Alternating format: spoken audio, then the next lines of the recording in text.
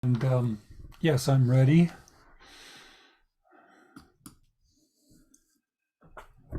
Good morning. Good morning, Karen, Cynthia, hi, Leslie, Susie, Jeannie, Jane, Roz. Good morning, Maureen. Nice to see you. I hope if you celebrated Christmas, I hope that you're feeling okay today. I sort of feel like rather be playing with my toys right now, but here we are together.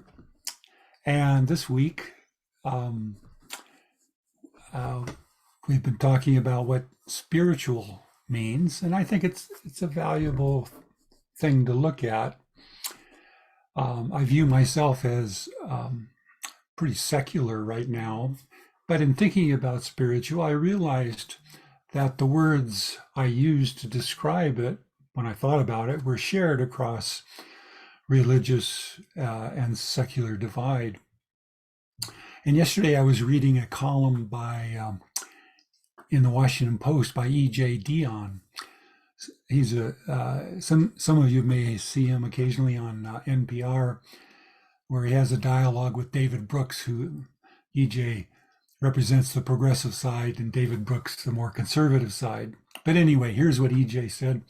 We build so many barriers these days, left versus right, secular versus religious, modern versus traditional, that we forget how knowledge, inspiration, and achievement almost always require sharing and borrowing across our divides. So here's a call for celebrating Christmas as a reminder of how much religious and secular people have to teach each other. So whether you are religious or secular, Christian or not, certainly the description of the first Christmas in Luke could be inspirational. So I'm going to read just a little bit of it. This is in the Gospel of Luke. And it came to pass in those days that there went out a decree from Caesar Augustus that all the world should be taxed. And all went to be taxed, every one into his own city. And Joseph also went up from Galilee, out of the city of Nazareth, into Judea, unto the city of David, which is called Bethlehem, to be taxed with Mary, his espoused wife, being great with child. And so it was, while they were there, the days were accomplished that she should be delivered. And she brought forth her firstborn son, and wrapped him in swaddling clothes, and laid him in a manger, because there was no room for them in the inn. And there were in the same country shepherds abiding in the field, keeping watch over their flock by night. Then Luke goes on to talk about the heavenly multitude of angels and so on. But I think any one of us can relate to this part of the story and find it inspirational. Inspire, comes from the Latin word spirare, to breathe. And spiritual, from spirit, comes from the Latin word spiritus, breath.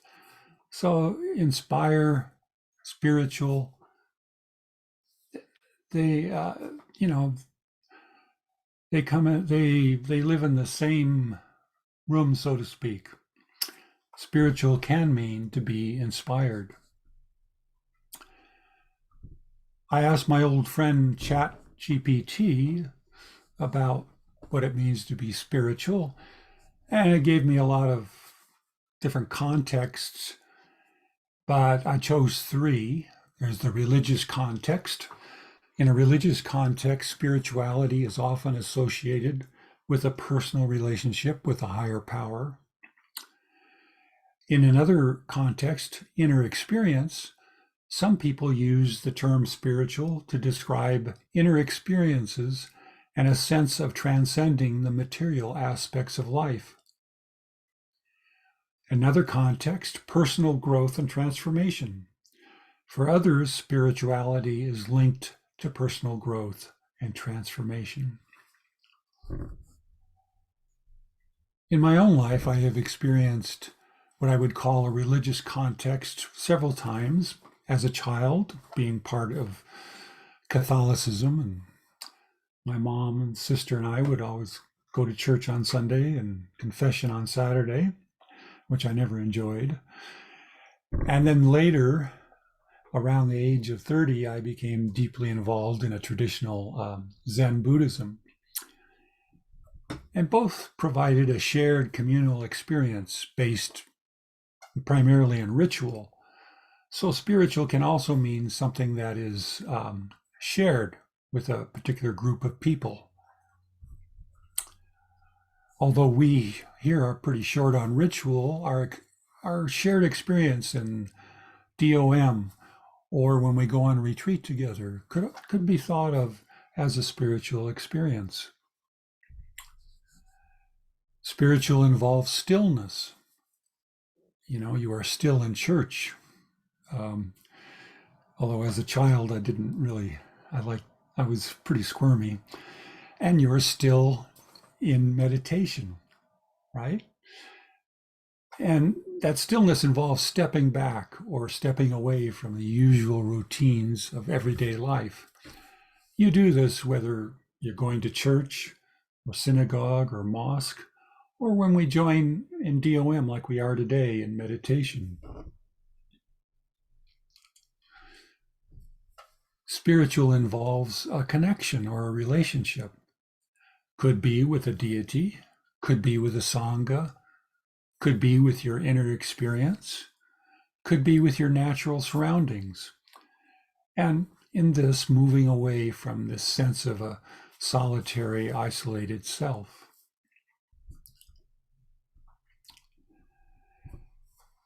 Spiritual draws us on, it uplifts, is onward leading, as we like to say, or inspirational, such as the reading from Luke that I read above.